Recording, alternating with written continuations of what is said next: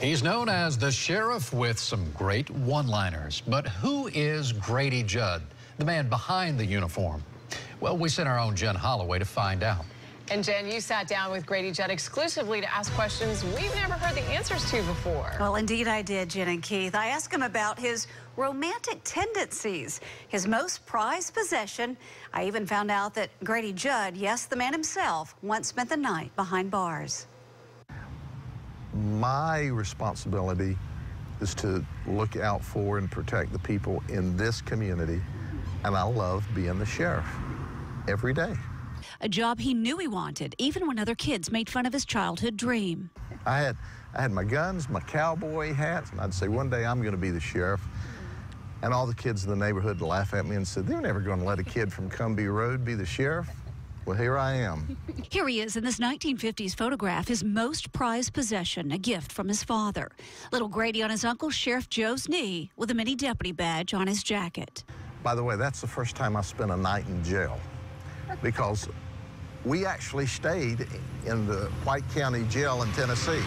Decades later, Judd, a sheriff himself, is known for his no-nonsense justice and his memorable one-liners. My mama used to tell me when I was growing up, son, if you could just get that brain engaged 1 second before you got your mouth engaged, you'd be a whole lot better off. And most of the things I don't regret. I mean, I think through it when I have an opportunity. Otherwise, I just blurt it out and pray. Judd's been married to his high school sweetheart since 1972, so I wanted to know if he's a romantic. She says, you don't have a romantic bone in your body. Everything's just business with you. Yep. But she puts up with it. The other love of his life, photography. This is my stress reliever. Some people need psychiatrists, some people need psychologists. I found it's a whole lot cheaper just to buy a camera. I truly love animals because I like action and speed and something, but I love landscapes. And from the looks of these Grady snapshots, he not only has an eye for law enforcement, but photography as well. Judd's photos were most recently displayed at the Polk County History Center, and they were a big hit. And there are a lot of them displayed at the Operations Center where his office is, too. I mean, he is a prolific photographer.